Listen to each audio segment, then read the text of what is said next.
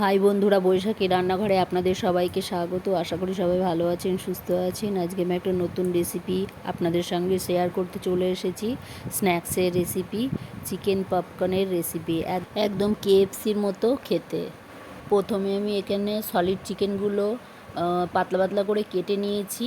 আর এইখানে এই পাত্রটার ভিতরে জল নিয়েছি, লবণ দিয়ে দিলাম। লবণ দিয়ে মিশিয়ে এর ভিতরে এই সলিড চিকেনগুলো ভিজিয়ে রেখে দেবো আমি আধ ঘন্টা।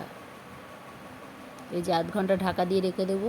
আধ ঘন্টা হয়ে গেছে। এবার জল থেকে ভালোভাবে আমি চেপে চেপে চিকেনগুলোকে তুলে নিয়েছি। এই যে এবার একটা পাত্রের ভিতরে আমি পেঁয়াজ, রসুন, লঙ্কা আর আদা বাটা দিয়ে দিয়েছি, পরিমাণ মতো লবণ দিয়েছি, জিরের গুঁড়ো দিয়েছি, আর গরম মশলার গুঁড়ো দিয়েছি, আর ভিনিগার দিয়েছি। দিয়ে ভালো করে মশলাটাকে চামচ দিয়ে মাখিয়ে নিয়েছি। এবার চিকেনের ভিতরে দিয়ে ভালো করে বোনলেস চিকেনগুলোকে ভালো করে মাখিয়ে নেব।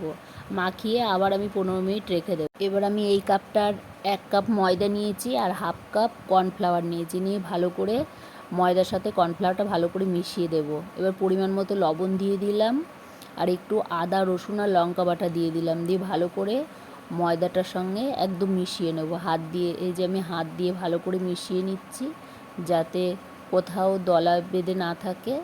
এই যে আমার মেশানো হয়ে গেছে। এবার আমি চিকেনগুলো ময়দার ভিতরে কোট করে, এই যে বরফ জল নিয়েছি বাটিতে, আর একটা এই যে ছ্যাঁকনা নিয়েছি, এর ভিতরে দিয়ে একটুখানি জলের ভিতরে ডুবিয়ে আবার আমি ময়দায় ভালো করে কোট করে নেব। এই যে এইভাবে কোট করে নিতে হবে। কোট করা হয়ে গেলে ভালো করে ময়দাটা ঝেড়ে তুলে নিতে হবে। এই যে এইভাবে আমি সবগুলো করে নিয়েছি। এই দেখুন, এইভাবে জলের মধ্যে দিয়ে ধুয়ে আবার ময়দার ভিতরে ভালো করে কোট করতে হবে। এই যে কোট করা হয়ে গেলে ভালো করে ময়দাটা ঝেড়ে রেখে দিতে হবে। এই যে আমি সবগুলো এইভাবে তৈরি করে নিয়েছি। এবার কড়াই গরম করে সাদা তেল দিয়ে দিয়েছি। তেলটা গরম হয়ে গেছে। এবার আমি আস্তে আস্তে ভেজে নেব।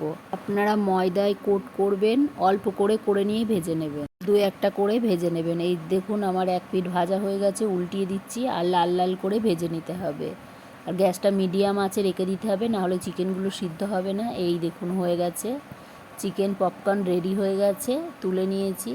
এইভাবে আমি সবগুলো ভেজে নিয়েছি। এই যে আমার চিকেন পপকর্নের রেসিপি তৈরি হয়ে গেছে। এই রেসিপিটি আপনাদের যদি ভালো লেগে থাকে একটা লাইক, কমেন্ট এবং প্রচুর শেয়ার করবেন। আমার এই চ্যানেলে যেই বন্ধুরা নতুন, সাবস্ক্রাইব করে দেবেন, পাশের বেল আইকনটি প্রেস করে দেবেন নতুন নতুন রেসিপির ভিডিও পেতে। আর দেখুন কত সুন্দর হয়েছে। আপনারাও এইভাবে বাড়িতে তৈরি করে দেখুন।